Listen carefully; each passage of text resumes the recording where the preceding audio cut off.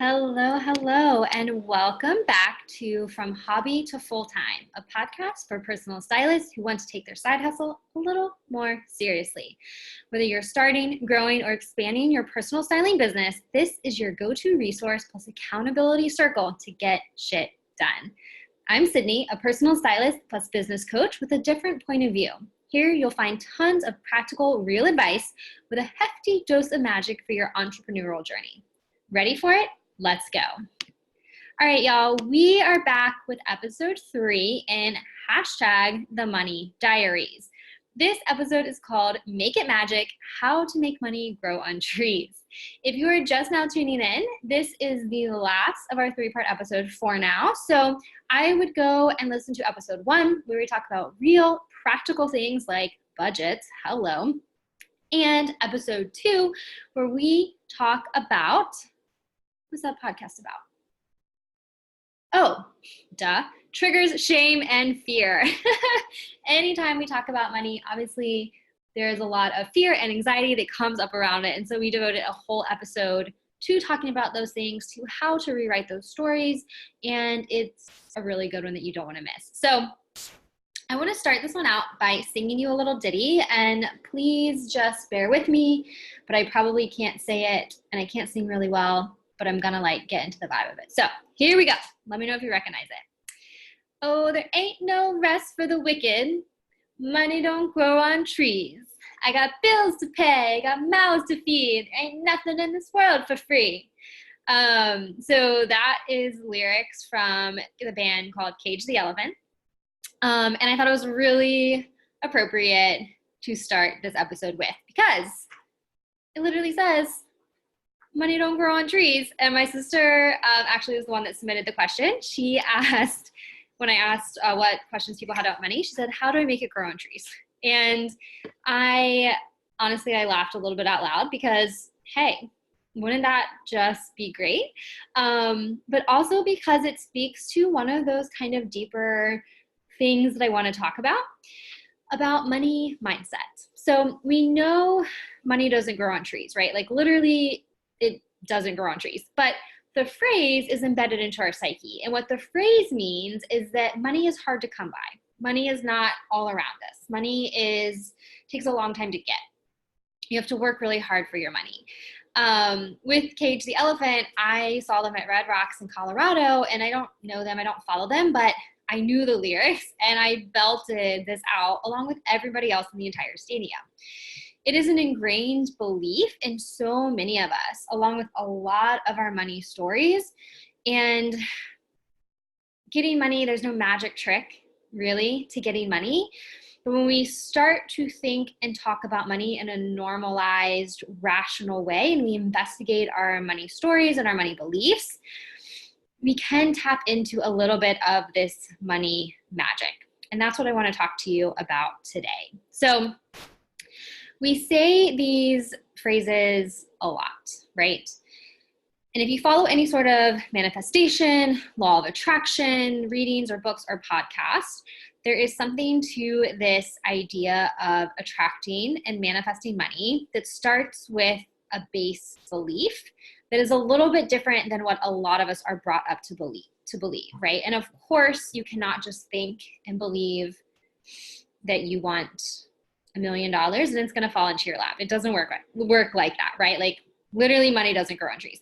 But what we're trying to convert or to convey is that the ideology behind that phrase is that money is not hard to come by. Money is not equated or traded for hours, and that it is abundant. So I want to share a little bit about my own personal experiences and my personal stories, because I think those are easy to understand and they kind of bring it home in what can be an abstract way. So my beliefs around this, what I believe, what I know to be true is that I know unshakably that God, the universe, spirit has my back, and that things always work out for me, literally, just they always do. It's a belief I have.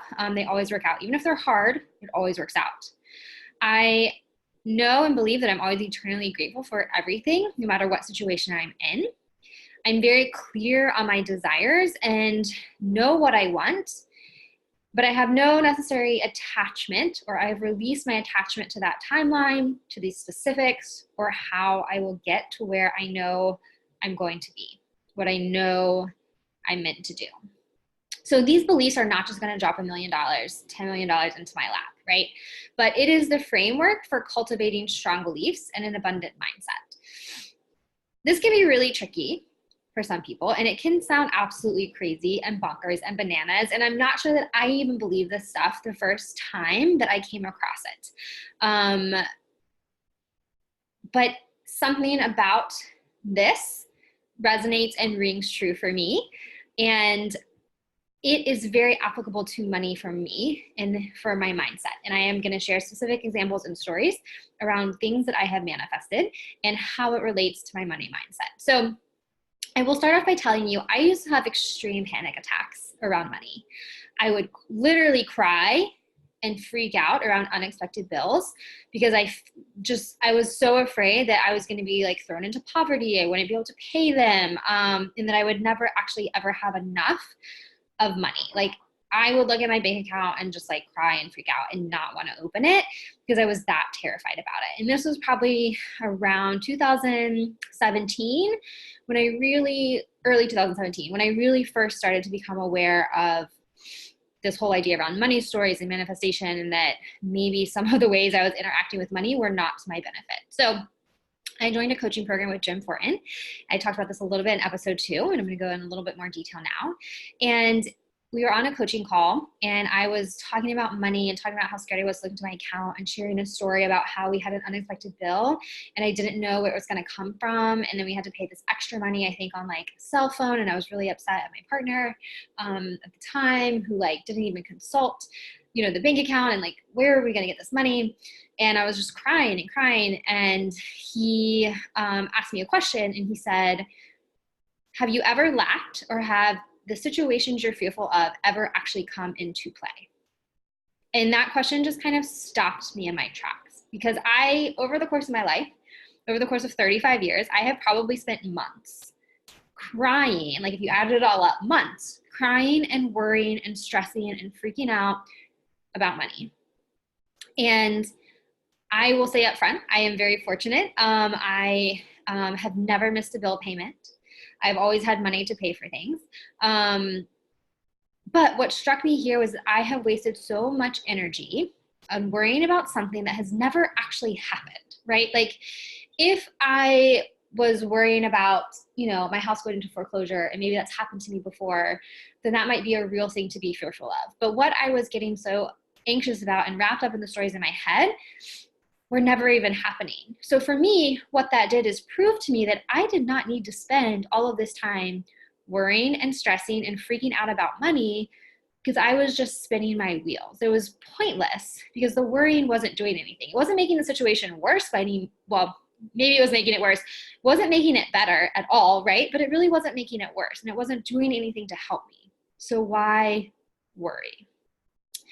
Another book that I read, I believe it's called Dollars Flow to Me Easily by Richard Dotz. He gives another example where he says, you know what? If you want to freak out about money, but limit yourself to 15 minutes a day. And then work your way down to 5 minutes a day. Like you have the choice to worry about money or not worry about money. And if you have proof, which I then had proof to myself, that me worrying about money did not change my money situation, didn't make it worse, didn't make it better, so I should just stop. And I made the decision then in probably 2017 that I wanted to start working around my money beliefs. I wasn't seeing the results that I wanted per se in my business. I knew there was something more for me. I knew personally that I had things I needed to work on. And so it has been several years, 3 years since 2017. And this is an ongoing journey. And hasn't been a quick fix for me, for the beliefs I needed to address and wanted to address. But by me taking the reins and starting to address that, I have noticed a physical, literal shift in my mindset and the way I deal with money. A lot of the things we talk about in episode 1 and episode 2 come into play here. But I can tell you now, I have such a different approach. I'm going to talk about this in a minute. to money now that I ever had. And my money situation hasn't necessarily changed a whole lot, right? Like I'm not now suddenly a millionaire, and so I'm not worried about money and I'm not freaking out. Like basically my money's the same. If anything, now I have one income. So in theory, I should probably be more stressed about money, but I'm not, right? Because I have an unshakable belief that the universe has my back and that things always work out for me. So I want to share a few stories about some things that I manifested.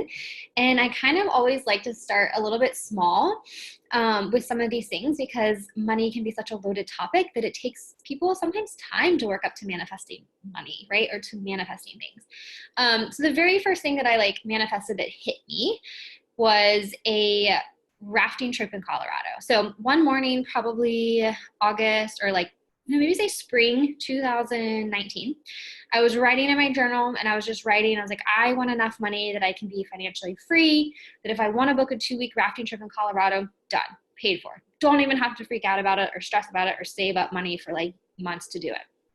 I just wrote it down, closed my journal, went downstairs to my basement to work out. While I was working out, I missed like 3 calls from my brother who lives in Colorado. And when I finally called him back 30 minutes later, one of the first things out of his mouth was, do you want to go on a rafting trip to Colorado and Utah this September because we got a permit? My mind blown, literally blown. I had just written that down that day, and literally it happened, right? Now, obviously someone could look at this story and say, well, your brother lives there. He goes on rafting trips. This is not like out of the blue. Like, not really. But in order to get a permit, like it's very hard to get a permit, right? Like, first of all, we were like one of like, I don't know, thousands to even be able to get a permit to do this trip. And it was just a really cool experience for me as something that I actually manifested. And the key to this, and the key that I try to remember, which is really hard, is that release of attachment. When I wrote down that that was what I wanted, it was almost like, if it happens, it happens. If it doesn't, it doesn't. It's fine. Like, I'm not sitting here like thinking every day, longing, desiring for this trip to happen. It was just something cool. And then it happened. Getting to that point where you can like not be like stressed out about when or why or how something's going to happen and just let it go. That's the hard part. And that's the piece that I've been working on, honestly, as well. So a second story, sometimes I like to kind of like test these things out a little bit to myself to prove to myself that it works. It was a couple weeks ago, actually, early January 2020, I decided to go out for a walk. And along the way, I decided I wanted to run, which I don't know why I decided to do this. I didn't have a hairband. I didn't have a hair tie. My hair was everywhere, flipping and flopping in my face. And I kind of said to myself, I was like, oh my gosh, it would be really cool if I could just find a hair tie on the sidewalk. Yes, gross, but it would be great. It'd make this run a lot better. So I kind of thought about it for a few minutes. I thought while I was running, I was like, oh, this would be great. This would be great. And then eventually it kind of left my mind. I got into the running mode, and then I slowed down because I was getting tired. I haven't run in a long time. And I started walking, and probably not 15 seconds after I started walking, I looked down and there's a hair tie. Again, you could look at this story and say, yeah, that doesn't really prove anything. People drop hair ties. I see hair ties all the time. Like, totally, yeah, sure. But also totally, it was the thing literally that I wanted, that I needed, but I was still going to go on my run with or without it. And then it appeared. So I want to also share one more story. Where I am right now, I am currently splitting time between styling and business coaching and doing some freelance script writing for some old clients. And I also have a current part-time job that I want to move away from because it forces me to like work late at night. And I love it. I love the people, but I want to go to bed at 8 o'clock. I don't want to be up really late consistently. And so I want to move away from that. And part of me was nervous or hesitant, like where would that money come from? I need to have certain things in place before that happens. But again, I know the universe has my back. I know that I am abundant. I know that money and opportunities are always flowing to me, and I'm always going to be taken care of. And so literally probably like a week or a couple of days after thinking through and kind of even talking through in therapy that I wanted to pull back from this job, I email one of my clients. She says, yes, do 10 hours a week. Email another client, and she gives me a project, and she says, hey, can you do this other work for this other client? And then she emails me and says, hey, there's a third client who just emailed me out of nowhere, like, can you be on the team for this? Like, and within the span of a week, when I decided that I wanted to shift my focus and I wanted something to come into play. I didn't really give a lot of thought as to how it was going to happen or when it was going to happen. I had 4 new jobs, 4 new job opportunities. And it was just another kind of affirming proof and fact to me. And I hope that some of these small stories can be some proof and evidence for you that there is a little bit of magic, that money can grow on trees in a way, that those money and opportunities, those are like the leaves that grow on the trees, right? Those are abundant. We just have to be aware of them and open up to them. And this doesn't mean that I don't freak out about money sometimes, or I don't stress, or I don't worry about it. But it does mean that I do limit that, right? And that has taken practice. And when I do start to worry, I do take some actions, right? Things that I love to do when I start to worry about money or income or what's going to happen is I make a plan. Like, this plan of action helps my brain and my personality type to say, like, okay, things are okay. Here's where the opportunities are coming from. So when I talk about making a plan, like, things that I'll do, I'll be like, okay, here's my expenses. Here's what they are. Here's the income that's coming in. Here are potential places I could reach out to. Here are clients I could reach out to. Here's a program I could do. Here's my credit card with a line of credit. Here's savings I could tap into. Here's family that I could ask for money if I wanted to. These things help calm my monkey brain down from freaking out and getting out of control and putting me on a downward cycle.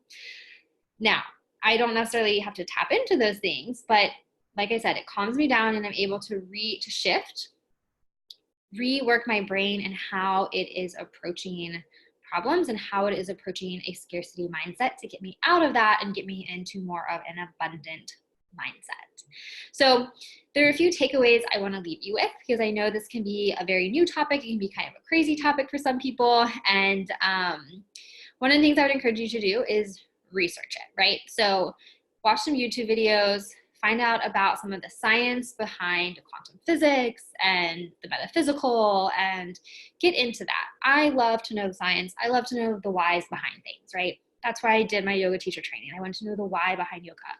Before I did Whole30, I read the book It Starts With Food, because I wanted to know what certain food was going to do to my body. I wanted to know why I wasn't eating it or what it could potentially do. So just do some research. If you find out and you do your research that it's not for you, that's fine. But knowing science, knowing research, or seeing other proof is evidence that can help the brain come around, if you will. I would also test it, right? Like, again, I am probably 3 years in on this journey of my own experiences and experiments with manifestation. And I would say maybe only within the past year have I really started to kind of realize or manifest things or have things happen pretty quickly. There's a resource that I'll mention at the end of this episode, but there's an author. She has 2 books that give you some of the science, some of the research, and then she gives you some experiments to do. The experiments are mostly around your thoughts controlling reality, or the thoughts creating reality, but they're fun. It's a way that you can test things out, see how it goes. And you can do with that what you will. And then finally, the third one is going to be to trust it, right? Like, and this may be the hardest and the most abstract, but it is a way to, even if you want to start with trusting it, I don't know. I think you have to research and then maybe test and then trust. But it's kind of like, you sit down in a chair and you trust that that chair is going to be there. Irrefutable evidence, right? And maybe you've sat in chairs before, so you know that it's there to trust it. You've tested them out, so you trust it. So trust may come after the other things, but it's a little bit also equate it to having faith in a religion, right? Usually in religion, whatever your spiritual practices, you don't necessarily have some physical evidence of that, but you have faith and you trust in it and you believe it to be true. So it's kind of similar here. So I would encourage you to do those 3 things: research, test, and trust, and see how you come along on your own journey of manifestation and shifting your money beliefs and knowing that the universe always has your back and that money is abundant. It's not that you can pick it off a leaf, off a tree, but the opportunities are all around just like that. So I had a few questions that I wanted to go through and talk about. One of the first ones says, how to not feel envious of things I want and can't afford. So this one is a hard one, and we come across it all of the time. If my few thoughts were to have gratitude for what you do have, right? Like, be grateful for every single little thing you have. Research says that every time you spend 17 seconds in gratitude, you're like rewiring the like neurons and the networks in your brain. So the more you can be grateful, the more you're going to be less focused on other people. Practically, create a plan to save the money for the things you do want, right? Forgo some coffees, forgo some muffins, put that money aside and funnel it to that thing that you want that maybe you can't afford right now, but you need to save for it. Maybe make a plan to increase your income. Can you do some freelance clients? Can you ask for a raise? Those are some practical things, right? They don't necessarily get to the feeling of being envious, which is going to be some work in and of yourself. And that might be more of working on releasing attachment and digging into asking yourself the question, why am I feeling jealous? Why am I feeling envious? What is this saying about me that I need to work on? Kind of my best answer right now. The next question says how to operate less out of a scarcity mentality. So this is, I don't want to say that it's hard because I don't want to put that into the psyche, because I think if we tell ourselves things are hard, they will be hard, right? So for me, I would say switch every negative thought to a positive, right? So instead of this, like we talked about in episode 1, instead of calling a budget, I call it a personal money tracker, right? Sometimes budgets have negative connotation. So by putting that into a positive spin, I am now looking at my money instead of being restrictive and punitive and that I can't spend it as, hey, here are the guidelines and what I can spend my money on. That's so much more abundant and not scarce at all. I have an affirmation that I say. Affirmations, you may think they're hokey, you may think they don't work, but they do, because our brains need repetition and we have to start changing core beliefs around things to make a difference. So the affirmation in some way, shape, or form that I say or write down every day is that I am abundant. Money and opportunities flow to me effortlessly and easy, and there's always room for magic and miracles in my day. So I say something around abundance. I say something around that money and opportunities always just flow to me. And this kind of sets me up to be open and inquisitive about different things that may come across my path that are bringing me that abundance and getting me out of scarcity. Again, I would list practice gratitude under here. There's some research again about the 17 seconds. There's some research about saying when you're listing gratitude, oh, here's one thing I love. I love a gratitude rampage. So if you are a follower of Abraham Hicks, she will do this. And sometimes it's like 2 or 3 minutes of just gratitude, of just listing, I am so grateful for this coffee. I'm grateful for this book. I'm grateful for my laptop, for this microphone, for my cell phone, for my kitty cat, for my beautiful long curtains, for this mirror I got from HomeGoods, from this sofa that I got from a friend, from these pillows that my friend gave me for free, for my book bag that I got for really cheap but I've had for a really long time, for my lamp. It doesn't have a lampshade, but it gives me beautiful light, right? So you go on basically this rampage. I like kind of writing them down or going for a free flow for a couple minutes.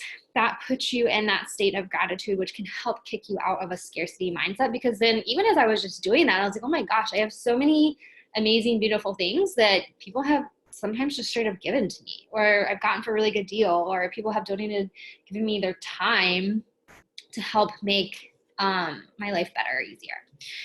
You could also set up some money systems, right? So in episode 1, we talk all about budgets, and I share with you my personal money tracking sheet and how I do that. And for me, the way it's set up, I have goals, and it allows me to celebrate the money that I have coming in, the money that's going out, the money that's being put into accounts that I can use for exactly the things I want it to use. And that feels really, really abundant to me, to just be able to look and see, like, I've got $500 like right now that I can do, that I'm going to donate to a charity. Like, that's awesome. What charity do I think I want to donate that to? Or I've got $1,000 in a travel fund. This is so cool. Like, I could go to New Orleans, or if I save up a little bit more, and then I can go to Europe. So things like that.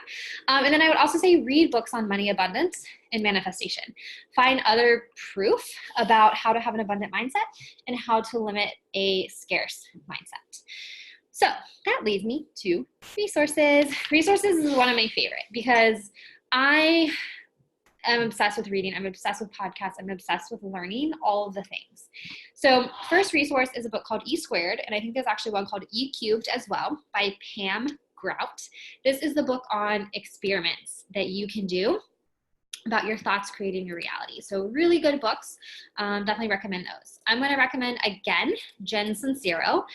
She has You Are a Badass, which is really good for overall mindset, and then You Are a Badass at Making Money.